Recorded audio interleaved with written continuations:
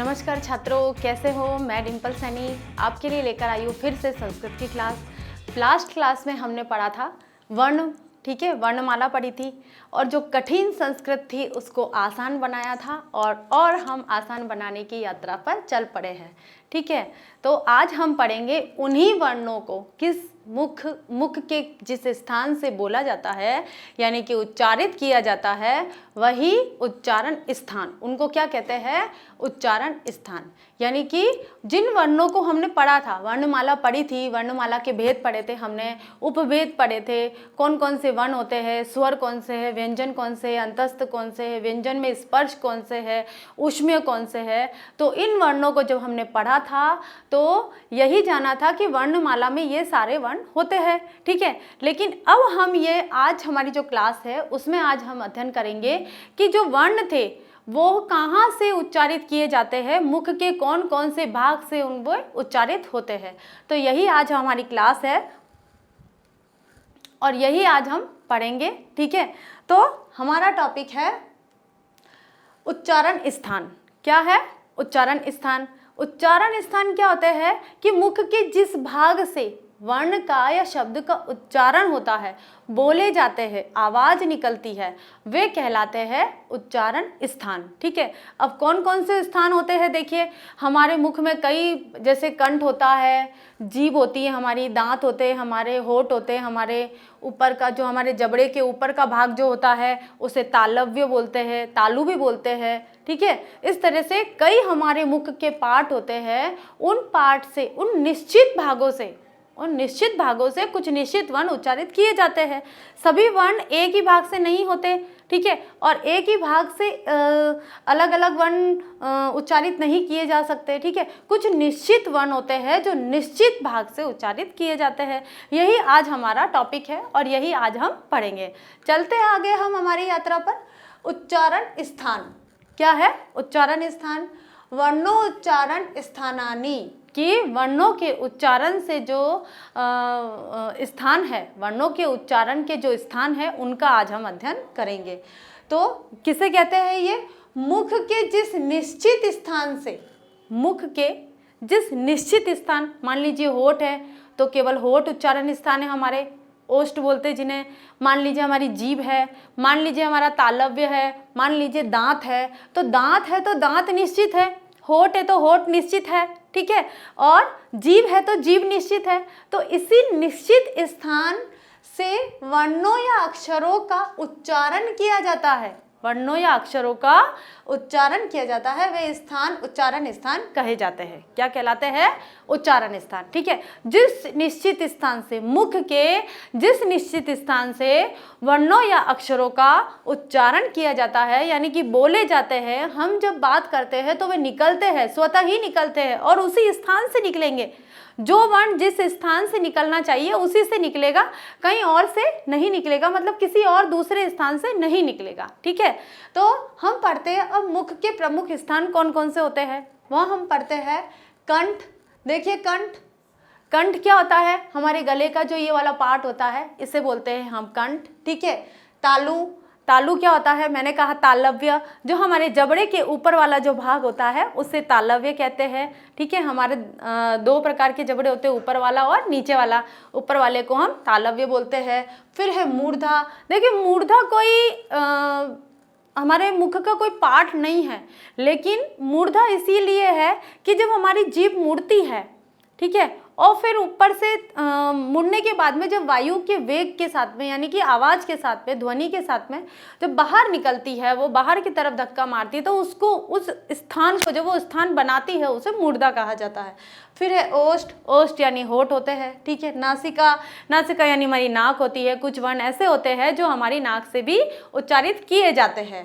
फिर है हमारा कंठ और तालु। अब देखिए कुछ वर्ण ऐसे हैं जो दो उच्चारण स्थान से, यानी कि दो मुख के दो स्थान से कहे जाते हैं, उच्चारित किए जाते हैं। कौन कौन से हैं ये हम पढ़ेंगे आगे। फिर है कंठ औष्ठ, जैसे कंठ तालु था यानी कि कंठ और तालव्य, उसी प्रकार से कंठ और ओष्ठ के भी वर्ण होते हैं, वे जहाँ से उच्चारित किए जाते हैं। दंता यानी सभी को पता है दांत होता है, और दंतौष्ठ, ठीक है, दंत, ओष्ठ, दांत और होठ, इनसे भी वर्ण उच्चारित किए जाते हैं। ठीक है, तो ये थे हमारे प्रमुख मुख के मतलब मुख के प्रमुख उच्चारण स्थान, मतलब कि जो उच्चारित किए जाने वाले स्थान है। मुख के कौन कौन से स्थान है जहाँ से वर्णों का उच्चारण किया जाता है, वे थे। ठीक है, अब है संस्कृत वर्णमाला के उच्चारण स्थान के साथ विभाजन इस प्रकार किया गया है। अब कौन कौन से वर्ण किस किस उच्चारण स्थान से उच्चारित किए जाते हैं, अब हम यहाँ ये पढ़ेंगे। ठीक है, तो हमारा जो पहला है, पहला क्या है हमारा, कंठ, हमने यही पढ़ा था। पहला कंठ, कंठ क्या है, हमारे गले का जो ये वाला भाग होता है, ये इसे कंठ कहते हैं, गला भी कहते हैं इसे। कहते हैं कि हमारा कंठ खराब है, कई लोग जो सिंगर होते हैं, गायक होते हैं, वे उनका गला सही रहना बहुत ज़रूरी होता है, क्योंकि वहीं से आवाज़ निकलती है, जो सुरीली आवाज़ निकलती है वो वहीं से निकलती है। तो ये है हमारा कंठ, जिसका कंठ अच्छा है मतलब कि सुरीला है, वो बहुत मधुर मीठा बोलता है। ठीक है, तो उनमें कौन कौन से उच्चारण किए जाने वाले वर्ण हैं, वो वर्ण पढ़ेंगे। अब ये देखिए कि संस्कृत में उन वर्णों को सूत्र में पिरोया गया है।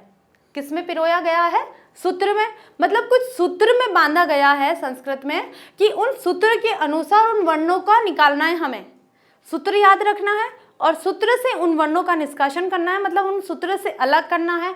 तो हमें स्वतः ही पता चल जाएगा कि कौन कौन से वर्ण किस किस स्थान से उच्चारित किए जाते हैं। ठीक है, तो कौन कौन से वर्ण है, पहला सूत्र है हमारा कंठ का, अकुह विसर्जनीयानाम कंठ, अकुह। अब इसमें से वर्ण कैसे निकालते हैं हम, ये देखिए, अ क्या है, स्वर। अब स्वर एक है इसमें अ, लेकिन हमारा जो सूत्र वो क्या कह रहा है कि अ अपने सजाती वर्ण को भी लेगा, अ अपने सजाती वर्ण को, जैसे अ और आ, ये इसके सजाती वर्ण हो गए। तो अ का मतलब हुआ कि अ और आ दोनों सजाती वर्ण यहाँ पर काउंट किए जाएंगे। ठीक है, अगला है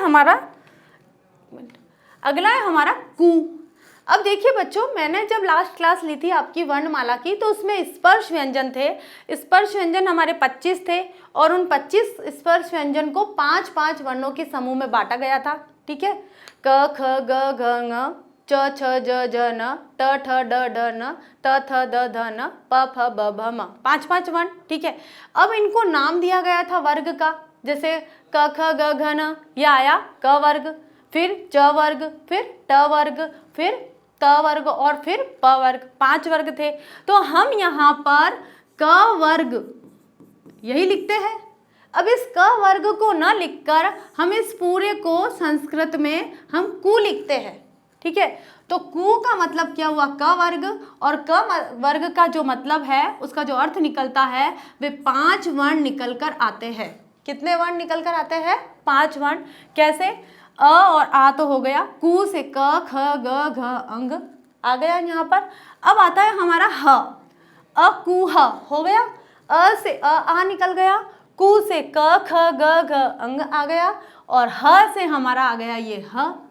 ठीक है, ह से ह निकल गया, और विसर्ग आ गया हमारा, ये रहा। तो कंठ से कौन से वर्ण निकल कर आते हैं, अकुह विसर्जनीयानाम कंठ, यह हमारा सूत्र है, यानी कि अ आ क वर्ग ह और विसर्ग उच्चारित करेंगे हम। अब हम इन वर्णों का उच्चारण करेंगे, अ आ क ख ग घ अंग ह अह, आया। इसी तरह से जैसे हमने उच्चारण किया, तो कहाँ से उच्चारण किया, कंठ, इसी कंठ नामक उच्चारण स्थान से हमने इन वर्णों को निकाला, बोला मतलब ध्वनि करी हमने, जो हमारी ध्वनि थी वो कंठ से निकली है। तो इन सभी वर्णों का उच्चारण स्थान क्या कहलाएगा, कंठ। ठीक है, तो सूत्र हमें याद करना पड़ेगा, अकुह विसर्जनीयानाम कंठ, क्या, अकुह विसर्जनीयानाम कंठ। ठीक है, अब आता है हमारा नेक्स्ट नंबर 2, तालु। ठीक है, तालु क्या है, तालव्य। पहले ही हमने पढ़ा कि हमारे जबड़े का जो ऊपर वाला भाग होता है उसे तालव्य बोलते हैं, बहुत ऐसा राउंड में होता है। ठीक है, और उसे तालव्य बोलते हैं। लेकिन केवल क्या तालव्य से ही आवाज निकलती है क्या, कोई वर्ण उच्चारित किया जाता है क्या? ऐसा नहीं है। देखिए तालव्य में भी कुछ और उससे इंक्लूड करना पड़ेगा। वो कैसे? इचुई शानाम तालु, इचुई शानाम, ठीक है। ई से, जैसे अ से स वर्ण जाति के अ और आ लिए थे हमने, अ से हमने स वर्ण जाति अ और आ लिए, उसी प्रकार ई से स वर्ण जाति लेंगे, ई और बड़ी ई, ई ये दोनों ले लिए। चू से आ गया हमारा च वर्ग, च छ ज झ इय, चू से क्या आ गया? च वर्ण पूरा आ गया, च छ ज झ इय। और आ गया फिर य से ये आ गया, और श, इस श से ये श आ गया। कौन सा श आया? देखिए 3 श होते हैं, एक श होता है, एक श होता है, एक स होता है, ठीक है। इन तीनों श का, तीनों श स तीनों का जो उच्चारण स्थान है वो तीनों के अलग अलग है, एक ही नहीं है। इसलिए जब हम उच्चारित करते हैं तो जब श को स बोलते हैं तो वो गलत होता है, ठीक है। जब हम श को स बोलते हैं तो वो गलत होता है। हम यहाँ पढ़ेंगे इचुई शानाम तालु, यानी ई च छ ज झ इय य श, ठीक है। अब इनके उच्चारण स्थान से हम इन वर्णों को उच्चारित करते हैं, बोलकर देखेंगे। देखिए सबसे पहले क्या होगा, जो हमारी जीभ है, जो जीवा है हमारी, उसका जो पिछला वाला भाग है वो ऊपर तालु को स्पर्श करेगा, ठीक है। और फिर वर्ण का उच्चारण होगा, ई च छ ज झ इय य श, ठीक है। समझ में आया? इसी तरह से तो ये था हमारा तालु यानी कि तालव्य, ठीक है। आगे आता है हमारा नंबर 3 मूर्धा। क्या आता है? मूर्धा। अब मूर्धा का मीनिंग मैंने आपको बताया था कि कोई ऐसा भाग नहीं है, लेकिन जब हमारी जीभ मुड़ती है, देखिए मुड़ती है, और मुड़ने के बाद जब धक्का मार के बाहर निकलती है तो कुछ वर्ण उच्चारित होते हैं, वही है मूर्धा, ठीक है। अब इसका जो सूत्र है वो क्या है? ऋटोर्षाणाम मूर्धा। क्या है? ऋटोर्षाणाम मूर्धा। री से देखिए स वर्ण जाति लेंगे क्योंकि स्वर आ रहे हैं। जब स्वर होते हैं, मूल स्वर होते हैं अ ई उ री ली, ये हमारे मूल स्वर है। लेकिन जब इनके स वर्ण जाति दीर्घ स्वर आ जाते हैं तो उनको भी लेना पड़ता है, ठीक है। सूत्र में यही कहा गया है कि जैसे हमने अ से आ लिया, ई से ई लिया, अब री से भी हम दोनों री लेंगे, री और बड़ी री। और टू से आ गया हमारा ट वर्ग पूरा, ट ठ ड ढ ण, ठीक है। और फिर आया र, तो ये रहा र हमारा, और फिर श, शाणम, इस श को भी लेंगे। ये सब किससे संबंधित होते हैं? मूर्धा से, ठीक है। तो री ट ठ ड ढ ण र श। अब हम इन वर्णों का उच्चारण करेंगे उसी स्थान से, मूर्धा से, जो हमारा उच्चारण स्थान यहाँ दिया गया है उसी से हम उच्चारित करेंगे। तो सबसे पहले हम शेप बनाएंगे कि हमारी जो जीभ है वो थोड़ी सी मुड़ती है। कैसे? सबसे पहले हम बोलेंगे री थोड़ी सी मुड़ी लेकिन कंपित हुई, ठीक है। लेकिन इसी मूर्धा में ही डाले गए हैं, ये सारे शब्द इसी में कहे गए हैं।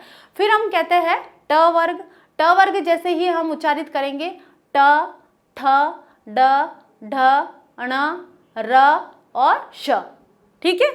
एक श तो आया था इचुई शानम में यानी कि तालव्य में, अब एक श आया है हमारा ये वाला इस मूर्धा नामक उच्चारण स्थान में, ठीक है। तो ये थे हमारे मूर्धा के उच्चारित किए जाने वाले वर्ण जो मूर्धा नामक उच्चारण स्थान से उच्चारित किए जाते हैं, ठीक है। नेक्स्ट है हमारा दंता। दंत सभी को पता है, दांतों से भी कई वर्ण उच्चारित किए जाते हैं।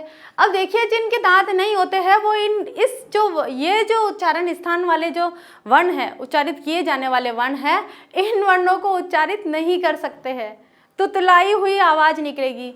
बच्चे और बहुत ज़्यादा बुजुर्ग जिनके दांत निकल जाते हैं, ये आगे वाले, इन दांतों से वो जो वर्ण उच्चारित किए जाते हैं वह नहीं होते हैं और उनकी आवाज़ फिसल जाती है और वो तुतलाई हुई आवाज़ में बोलते हैं, ठीक है। दंता। अब इसका जो सूत्र है वो क्या है? लिरितुल सानाम दंता। लिरितुल सानाम दंता। लिरी क्या निकला? एक ही था ये स्वर, अ ई उ री लिरी, 5 स्वर होते हैं जो रस्व स्वर होते हैं वे रस्व स्वर में लिरी अंतिम स्वर है, ये लिरी आ गया। अब इसका सजाति वर्ण नहीं है, ठीक है, ये इकलौता ही है, ये अकेला ही रहता है। फिर है तू, तू से क्या आ गया, त वर्ग। अब त वर्ग में कौन कौन से वर्ण आते हैं, त है, थ है, द, ध, न, 5 वर्ग आ गए, सारे 5 वर्ण आ गए। अब आता है हमारा ल। अब देखिए यहाँ एक ल भी आता है, ठीक है, यह आता है हमारा ल, और फिर आता है स, ये रहा हमारा स। तीनों स का अलग अलग उच्चारण स्थान है। श का हो गया तालु, श का हो गया मूर्धा, और स का हो गया दंता, ठीक है।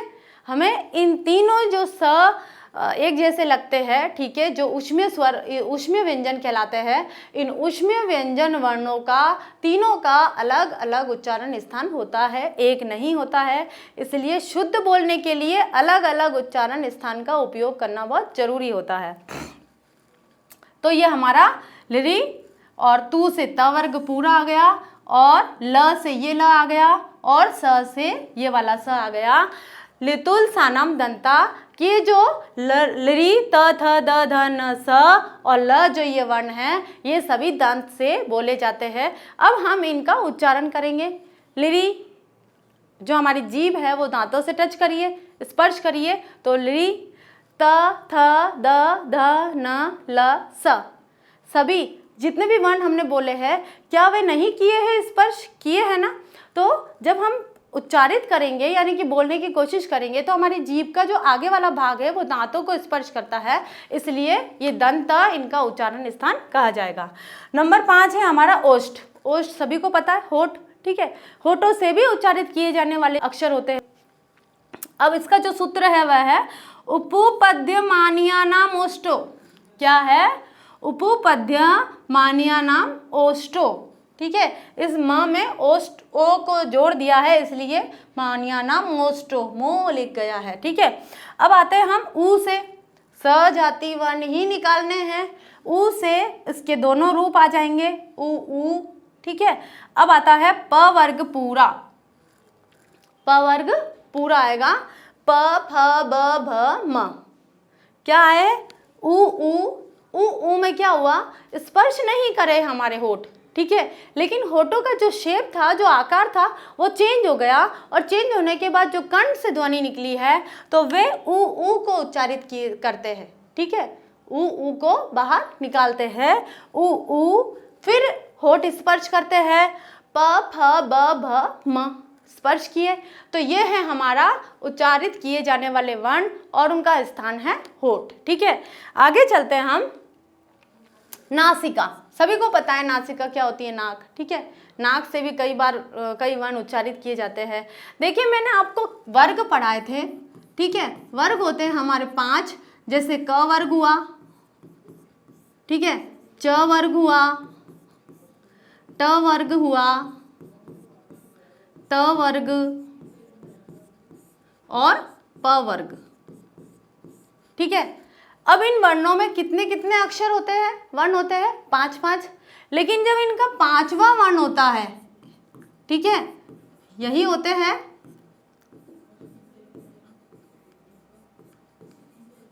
यही 5 वर्ण होते हैं, अंग, इय, ण, न, म।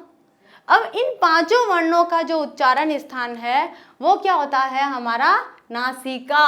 तो इसका सूत्र होगा हमारा इयमंगण नानाम नासिका च, कि ये जो पंचम अक्षर है, ये जो अनुनासिक व्यंजन है, अनुस्वार में लिखे जाते हैं, वे क्या है, उनका उच्चारण स्थान क्या होता है, नासिका। जब उच्चारित करेंगे सबसे पहले कौन कौन से वर्ण है, अंग, इय, ण, न, म, और इनको किस में लिखा जाता है, एक अनुस्वार में, केवल एक बिंदी में। जिस वर्ण में हमको अंग की बिंदी लगानी है, यानी कि नासिका का उच्चारण करना है, नासिका वाले वर्णों का उच्चारण करना है, तो उसमें हम एक अनुस्वार लगा देंगे, इसे बोलते हैं हम अनुस्वार, ठीक है। क्या कहते हैं इसे, अनुस्वार। ये जो अनुस्वार बोलते हैं, ये अनुस्वार एक बिंदी के रूप में लग जाता है, और इसका उच्चारण स्थान नासिका होता है। अब हम उच्चारित करेंगे अंग, इय, ण, न, म। नाक से किया, जुकाम लग जाता है जब, तो नहीं हो पाते ही है, ठीक है, बिल्कुल नहीं हो पाते, सब गलत हो जाता है ना। क्योंकि नाक बंद हो जाती है तो उच्चारण होगा ही नहीं। ठीक है, तो ये हमारे नासिका के सारे वर्ण आ चुके हैं, अण न अण य न न म। ठीक है, अब आते हैं हम कंठ तालु। अब देखिए 2 उच्चारण स्थान है। कौन से वर्ण है जो 2 उच्चारण स्थान से उच्चारित किए जाते हैं, ये पढ़ते हैं अब हम। ए दे तो, ए दे तो यानी कि ए है और ए का सवर्ण सजाति वर्ण है, उसका बड़ा हुआ रूप है। तो एक कंठ तालु, ए दे तो कंठ तालु यानी कंठ और तालु से कौन कौन से बोले जाते हैं, ए और ऐ। ये रहे हमारे ए ऐ, ए और ऐ। ठीक है, ए ऐ। तालु कैसे, क्योंकि हमारी जीवा का पिछला वाला भाग ऊपर हल्का सा टच हो रहा है, लेकिन जो ध्वनि निष्कासित हो रही है, ध्वनि निकल रही है, वो हमारे कंठ से निकल रही है। ठीक है, तो ये क्या हो गया हमारे कंठ तालु, दोनों ही इसके उच्चारण स्थान माने जाएंगे। तो ए ऐ। इसी प्रकार से 8वां है हमारा कंठोष्ठ। कंठोष्ठ, कंठ और होठ। कंठ से हमें ध्वनि निकालनी है, होठों का शेप चेंज करना है, तो इसका सूत्र आता है हमारा ओ दो तो। क्या आता है हमारा, ये जो सूत्र है इसका, वो सूत्र लगेगा यहाँ पर ओ दो तो। ठीक है, ओ दो तो कंठोष्टम। क्या सूत्र बनेगा, ओ दो तो कंठोष्टम, यानी कि ओ और औ, ओ और औ दोनों कंठ और ओष्ठ, इन दोनों से उच्चारित किए जाएंगे। ओ हमारा होठों का शेप चेंज हुआ थोड़ा सा, और ध्वनि जो निष्कासित हुई है वो कहाँ से हुई है, कंठ से हुई है, तो इसके उच्चारण स्थान क्या कहे जाएंगे, कंठ और ओष्ठ। ठीक है, ये हमारे ओ औ। आगे हमारा दंतोष्ठ। 9वां हमारा जो है वो दंतोष्ठ है, दांत और होठ। दंतोष्ठ क्या होता है, दांत और होठ इन दोनों को मिला दिया है, दंत ओष्ठ, और त में ओ की मात्रा लगा के दंतोष्ठ बन गया है। इनको ये संधि कर दी है दोनों शब्दों की, इसलिए ये शब्द जब संधि बन के आए तो दंत और ओष्ठ मिला के दंतोष्ठ हो गए हैं। तो दंतोष्ठ का सूत्र है वकारस्य दंतोष्ठ। वकारस्य, वकारस्य यानी जो व वर्ण है वह दंतोष्ठ से उच्चारित किया जाता है। कैसे, व, जब भी हम व का उच्चारण करते हैं तो हमारे जो दांत है वो होठों पर रखे जाते हैं और फिर ध्वनि निकाली जाती है व। बाहर की तरफ एक वायु का प्रवाह होता है और व का उच्चारण होता है। ठीक है, सभी को समझ में आया इतना। नेक्स्ट चलते हैं, ये रहा हमारा व, जो वर्ण वकार से दंतोष्ठ यानी दांत और होठों से निष्कासित किया जाता है, वह है हमारा व वर्ण है। ठीक है, आगे चलते हैं हम नंबर 10 उच्चिप्त व्यंजन। ठीक है, देखिए वे तो थे हमारे उच्चारण स्थान, लेकिन मैं कुछ वर्ण ऐसे लेकर आई हूँ जो उन जैसे र है, ये ल है, हम उस वर्णमाला में पढ़ते हैं, लेकिन इन्हें कहते क्या है और क्यों कहते हैं। ठीक है, वे भी उच्चारित करने के आधार पर ही इनका नाम रखा गया है, उच्चारण के आधार पर ही रखा गया है इनका नाम। जैसे सबसे पहला है हमारा उच्छिप्त व्यंजन। उच्छिप्त व्यंजन ये है अड़ और ढ। ठीक है, अड़ और ढ। अब कई बच्चे कहेंगे कि मैम ये तो ड भी होता है और ढ भी होता है और ये तो मूर्धा से बोले जाते हैं क्योंकि ये ट वर्ग में आते हैं। नहीं, ये ट वर्ग में आते हैं, लेकिन ये ड और ढ नहीं है, ये इनका दूसरा रूप है, उच्छिप्त व्यंजन है। बोले तो मूर्धा से ही जाते हैं। ठीक है, अड़ अड़ अड़ ढ। जैसे हमने यहाँ लिखा पेड़, अब पेड़ में हमने पेड़ थोड़ी ना लिखा है, ऐसे पेड़ थोड़ी लिखा है, नहीं लिखा, हमने तो पेड़ लिखा है, नीचे बिंदी लगाई है, तो ये जो बिंदी है ये उच्छिप्त व्यंजन में आ जाती है। ठीक है, इसी तरह से हम यहाँ लिखते हैं ढक्कन। ढक्कन लिखा हमने, ढक्कन में तो ढ सही आया हमारा, यही वाला ढ आया है, इसमें हमने स्वर जोड़ दिया और ये ढ और अ मिलके पूरा ढ बन गया, स्वर व्यंजन मिलके अक्षर बन गया। ठीक है, अब इस अक्षर को हमने ढ बोला, ढक्कन लिखा, लेकिन जब हम लिखते हैं पढ़ना, पढ़ना, तो फिर हमने बिंदी लगा दी, ढ के नीचे बिंदी लगा दी। तो क्या वह ट वर्ग वाला ढ है या उत्क्षिप्त व्यंजन है? ये उपक्षिप्त व्यंजन कहा जाएगा। ये जो ढ है, ये वाला जो ढ है, ये क्या कहलाएगा? उत्क्षिप्त व्यंजन, और ये अड़ उत्क्षिप्त व्यंजन कहलाएंगे। ठीक है, आगे चलते हैं हम लुंठित। लुंठित का मतलब होता है थोड़ी सी कांपती हुई आवाज, ठीक है, कंपन, यानी कांपती हुई, मान लीजिए कंपन हो रहा है। जैसे हम अब इसमें लुंठित में कौन सा वर्ण दिया गया है? र तो आप कहेंगे कि मूर्धा में भी है, ऋटुर षाणाम मूर्धा, ठीक है, हाँ बिल्कुल है, मूर्धा में भी है, लेकिन उन वर्णों को अलग से भी नाम दिया गया है तो लुंठित वर्ण है। क्यों? क्योंकि जब हम र का उच्चारण करते हैं, जब सेपरेट रूप में करते हैं र का उच्चारण, र, ठीक है, रहना, ठीक है, ह और ना तो जल्दी बोल दिया, लेकिन र बोलने में हमारी जो जीभ है वो थोड़ी सी कंपन करी है। उस कंपित व्यंजन को बोलने में जो कंपन हुआ है, उस कंपन के कारण इसका नाम लुंठित रखा गया और ये कौन सा व्यंजन है? हमारा र, ठीक है। अब आता है पार्श्विक। पार्श्विक का वैसे तो मतलब होता है पीछे की साइड, ठीक है। जब हम और पार्श्विक में कौन सा व्यंजन लिया गया है? ल। लितुल सानाम दंता, ल तो दांत से बोला जाता है, बिल्कुल बोला जाता है, लेकिन फिर भी ल को सेपरेट एक नाम और दिया गया है, पार्श्विक व्यंजन, ठीक है। मान लीजिए आपके क्वेश्चन में आता है, बिल्कुल पार्श्विक, लुंठित, उत्क्षिप्त, ये एग्जाम में आते हैं, ऑब्जेक्टिव टाइप क्वेश्चन में ये आते हैं, इसलिए मैं आपको बता रही हूँ। ये ऐसा नहीं कह सकते हमारे सिलेबस में नहीं है, ये आते हैं, इनका ज्ञान हमें होना बहुत जरूरी होता है। तो अगर आता है पार्श्विक व्यंजन कौन सा है तो हम ल बताएंगे, लुंठित व्यंजन कौन सा है तो हम र बताएंगे, और उत्क्षिप्त व्यंजन कौन से है तो हम बताएंगे अड़ और ढ़। एक भी आ सकता है ऑब्जेक्टिव में आपके, और दोनों भी आ सकते हैं, ठीक है। तो ये थी हमारी संस्कृत वर्णमाला के उच्चारण स्थान की क्लास। आप सभी को बहुत अच्छी लगी होगी, मैंने पूरी कोशिश की है। तो अब आप जो हमने पहले वर्ण पढ़े थे, उन वर्णों का पहले हमने परिचय पढ़ा, उसके बाद में हमने वर्णमाला पढ़ी और वर्णमाला के उच्चारण स्थान पढ़े कि उन वर्णों का कहाँ कहाँ से उच्चारण होता है, कौन से वर्ण कहाँ से उच्चारित किए जाते हैं, दांत से कौन से किए जाते हैं, कंठ से कौन से किए जाते हैं, हमारे तालु से कौन से होते हैं, मूर्धा से होते हैं, और दो उच्चारण स्थान से कौन कौन से वर्ण होते हैं, ये सभी आज हमने पढ़े हैं और आप सभी को बहुत अच्छे समझ में आए होंगे। तो आज के लिए इतना ही, अगली कक्षा में फिर से हाजिर होते हैं। धन्यवाद।